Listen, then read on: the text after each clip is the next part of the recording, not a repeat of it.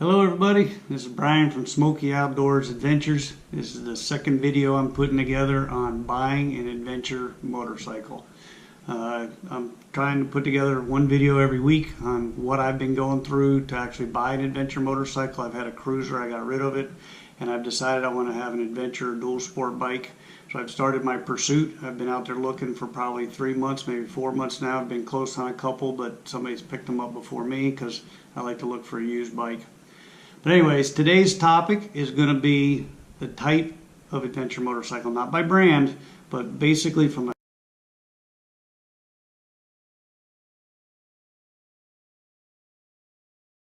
size standpoint. One of the things you'll find interesting is as you go out there and start doing your research on the type of adventure motorcycle you want to buy, is you ask a lot of questions, you do a lot of research. Well, anyways, while you're doing that, everybody turns the questions around on you, and they want to know things like, well, how much you're going to ride it on-road, how much you're going to ride it off-road, what type of on-road riding are you going to do, what type off-road. Well, when you're buying a bike, you may have in your mind idea what you think you're going to buy, but overall, do you really know until you get it?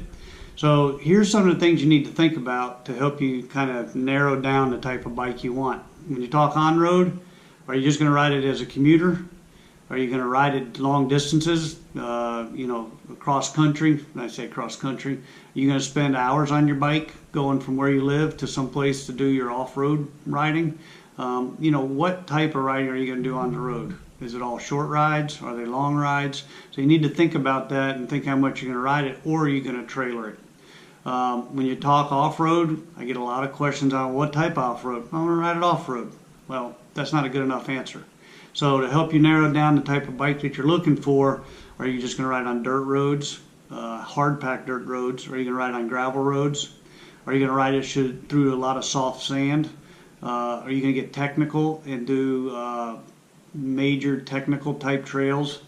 Are you going to do river crossings? There's so many things when you get into talking to people about riding off-road. It's kind of confused me, and it makes me stand back and think about what type of bike I want. When you talk about the type of bike, you can go anywhere from a very small bike, which I don't know if I'd consider a true adventure bike based off the term, because the term of what an adventure bike is, or a dual sport bike is, if you look it up, the true definition is a bike you can ride off-road and a bike you ride on-road. So it's got to be street legal, and it's also good for riding off-road, or is capable of doing some off-road riding. So when you look at the type of bike, you start off at a 250, which is very small. You could use it around town. You could use it for short rides on the highway. You could definitely take it off-road. But in my definition of what I'm looking for, that's not the type of dual sport I want. They also have large dual sports that are like a 1200 size bike. Well, that type of bike, in my opinion, and for what I'm looking for, is too big of a bike. So if I want to go off-road, it's not going to let me do some of the technical, not the highly technical, but some of the technical rides I think I want to do. So I want to hit somewhere between the low-end 250 and the high-end 1200. So I'm looking anywhere from maybe a 650 up to an 800 style or size bike from a motor. So that standpoint, it'll give me good riding on the highway, or okay riding on the highway. And it'll also be light enough and small enough to where I can use it off-road as well for some of the off-road riding. So anyways, those are kind of some of the things you need to start thinking about as you start down the road of buying an adventure bike. If you're going that route, do your homework, do your research. The other thing that comes into play is how much money do you want to spend. Different brands are going to cost a different amount of money to buy, but not only to buy, but also to accessorize and put accessories on it. So you got to think about that. Do you want to buy new, or you want to buy used? I like to buy used, save me a little bit of money, and even better yet, if you can find a bike that somebody else has put money into to add additional add-ons to it, such as panniers and heated grips and better seats and all that kind of stuff, you get a little more bang for your buck if you find one that's been well taken care of and not abused. So anyways, that's the route I'm going.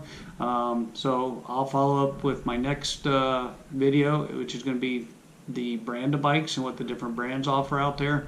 So follow along at Smoky Outdoor Adventures. I appreciate everybody that has been following me. You can look me up on YouTube. You can also look me up on Facebook and Instagram under that name, Smoky Outdoor Adventures.